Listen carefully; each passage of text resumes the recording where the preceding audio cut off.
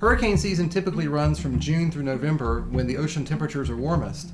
Their wintertime cousins, nor'easters and coastal storms, usually form during the cooler portion of the year when horizontal temperature contrasts are more common. You get these periodic times where the wind just comes blasting in, very much like a hurricane. It's like a downburst.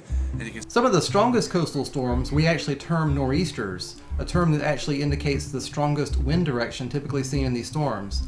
Nor'easters can bring debilitating snowfall to the I-95 corridor, including parts of the mid-Atlantic and Northeast. In some cases, multiple feet of snow can fall, closing the region for many days at a time. I am a weather geek at heart. I don't know where it comes from. I have no idea. I've always been this way ever since I was a child.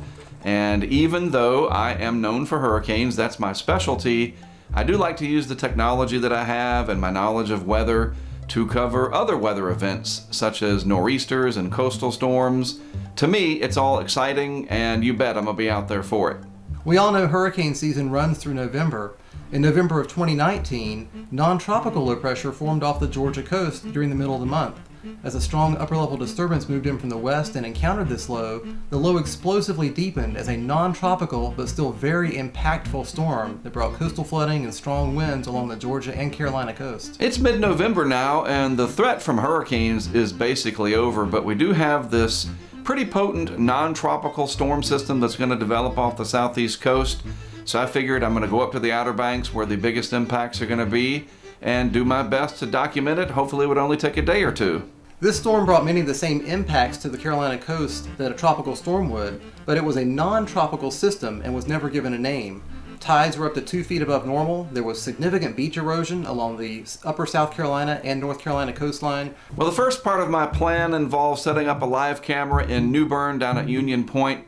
This is a very flood-prone location. I had a camera system there just a year earlier for Hurricane Florence, which of course brought a devastating storm surge to the region. The waterfront was already flooding due to the persistent onshore flow from strong easterly winds. This is very common even from non-tropical systems such as this developing coastal storm. When we think of storm surge, it's usually tropical storms and hurricanes we think of, but non-tropical low-pressure systems in the wintertime can bring storm surge through the same mechanism, strong winds blowing over a long fetch of water for a long period of time. With New Bern online and streaming, it was now time for me to head up to Rodanthe along the North Carolina Outer Banks.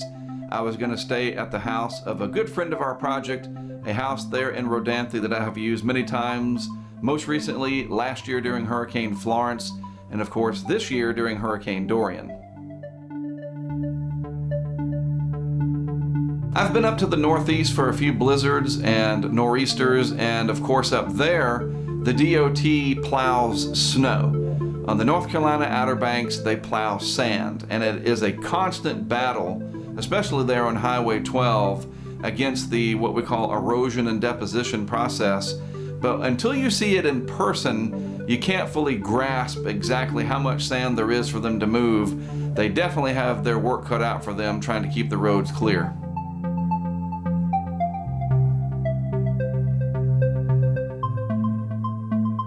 So it's now Saturday, and I have been working to set up a couple of additional live camera systems plus our weather station not far from where I was staying in Rodanthe. The way it looked, according to the tide cycles and the other data, the main event, so to speak, was going to be during the high tide cycle on Sunday. So I figured as long as the roads didn't get washed out or too much covered in sand, I would hopefully be home by Monday afternoon or Monday evening. Tony came down from Nag's Head to the house there in Rodanthe just after dark, and we immediately went out to place a couple of additional cameras. We also had this really nice light that was donated to the project from Fox Fury to help kind of light up the scene. And I gotta tell you though, even though we're used to these hurricanes and other coastal storms, it gets really chilly out there when the wind is blowing like that right off the Atlantic Ocean.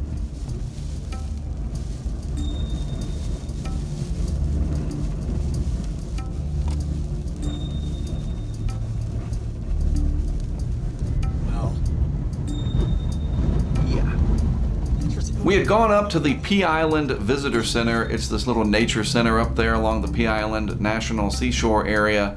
And I wanted to relocate a camera there to give us a good shot at this dune line that I thought might get overwashed. And when we were done, I'd said to Tony, why don't we drive up all the way to Oregon Inlet to the bridge there just kind of see how things are going. There's a lot of dunes up there that like to blow around, and I just wanted to document what was happening. So we went out, ventured out on the Highway 12, and in the distance we could see this like flashing lights, somebody's hazard lights, and we both thought, well, who could be out here doing all of this besides us?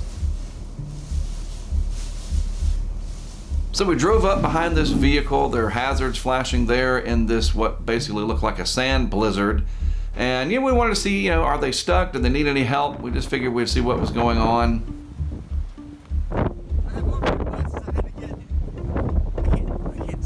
The problem was it wasn't raining yet. So all of this sand from these massive sand dunes was blowing around like a blizzard. I mean, it was unlike anything I have ever seen. Sand was everywhere, creating these big piles, but it wasn't wet. It wasn't rain soaked. It didn't have ocean waves on it or anything like that. And this person was stuck in their work van. They got kind of mired in some of these dunes that had formed in the road.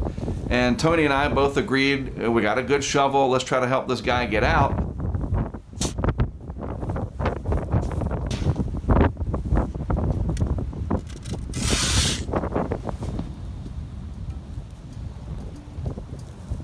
I am telling you, you have never seen blowing sand like this. I know I haven't. I've been in a lot of weather events, from dust storms out in the desert, blizzards along the coast, hurricanes, you name it. This was by far the biggest sandstorm, if you want to call it that I have ever seen. And it's because it was so dry. Again, I have to emphasize it wasn't raining, and so the sand was able to just blow around and create these big piles right in front of you. And I gotta give it to Tony. He did a yeoman's job of helping this fella, or he would have been stuck and could have risked losing his van at the high tides coming in on Sunday.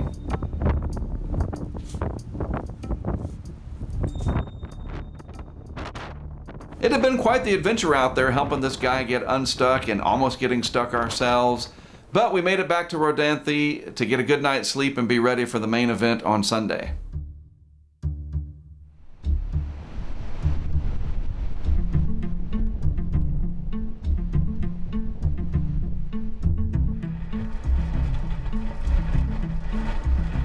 Well, it's now Sunday, and the forecast high tides plus the storm surge from the coastal storm, now fairly intense well offshore, meant that we were going to be seeing a lot of overwash, not just here in Rodanthe, but all up and down Hatteras Island.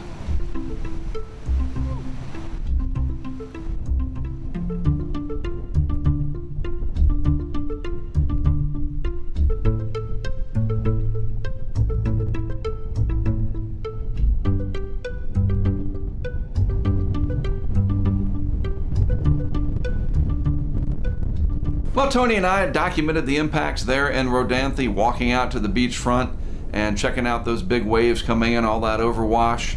Our remote cameras were doing the same thing from New Bern over to Pea Island. We even had a camera there in Merlot Beach, just kind of watching things, allowing us to be in multiple places at once. And I gotta tell you, this was every bit as impactful as a strong tropical storm would be, except that it was about 25 degrees colder.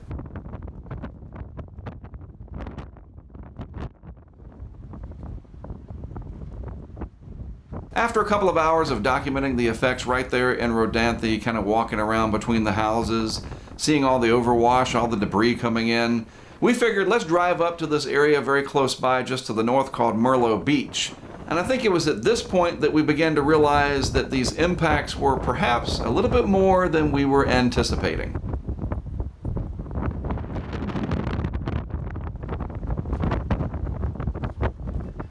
Since this storm system was not a tropical storm, its wind field, its radius of winds, was spread out significantly larger than we see with most hurricanes. That made the fetch, the distance of wind crossing the water, much larger than you would see in a hurricane. And in this case, that helped to lead to the significant coastal flooding and beach erosion that we saw.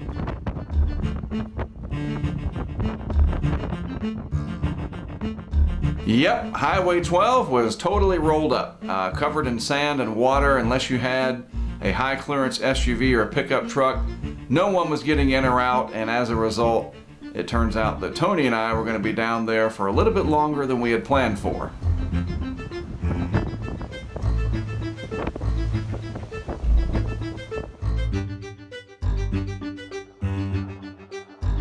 The tides remained elevated throughout Sunday night, causing some minor to moderate flooding in New Bern and elsewhere along the west side of the Sounds and the river systems in eastern North Carolina. Meanwhile, back in Rodanthe, it just kept on coming in.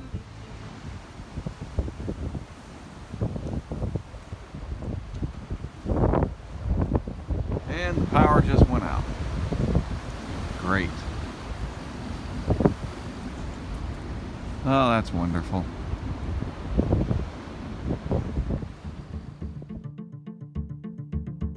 So here we are, it's now Monday, and Tony and I were hoping to leave today, but taking a look at our remote cameras that we have scattered around the area, it became very obvious that we weren't going to be able to leave anytime soon. Looking at all those camera systems revealed sand on the road, water on the road, the DOT crews out there trying to clear. Hatteras Island was, for the most part, inaccessible to any traffic coming in or trying to leave.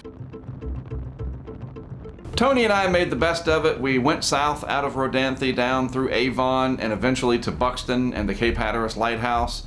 Just kind of doing touristy type stuff. You got to remember, it's mid-November and there's not a lot open out there. Restaurants are generally closed and it's the off season. So we just kind of waited and waited while the DOT worked to clear the roads and eventually allow us to head home.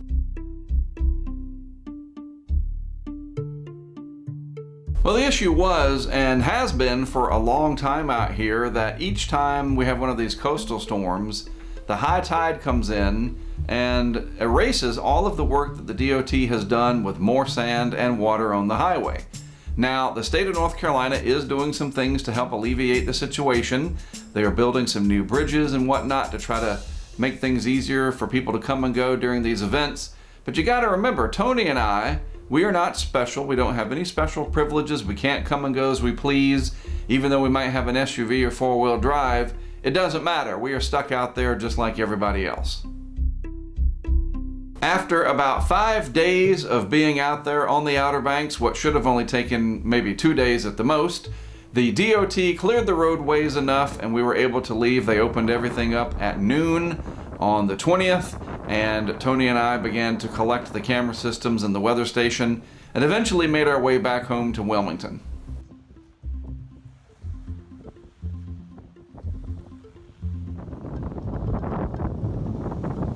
These periods of time when the road is closed out there, Highway 12, when it gets closed, does take a toll on the local economy. Whether it's hurricanes or these nor'easters or just large wave events from hurricanes passing well offshore, anything that closes the road out there, and you never know what it's going to be, does have a pretty big impact on the local economy. And it's just something that people have to get used to. They deal with it the best they can, but it is a problem, absolutely. This is great right here. It has been an eventful year for us for sure. I guess it was only fitting for things to conclude, at least for me, along the North Carolina Outer Banks, literally where it all started for me many, many years ago. I always enjoy coming out here, even if I do get stuck. I guess it's nature's way of saying, hey, I don't want you to leave just yet. I've done it for 20 years. Tony, is it Christmas yet? Not quite, we're getting there. Oh my gosh, we weren't gone that long. New Bern's decked out for Christmas.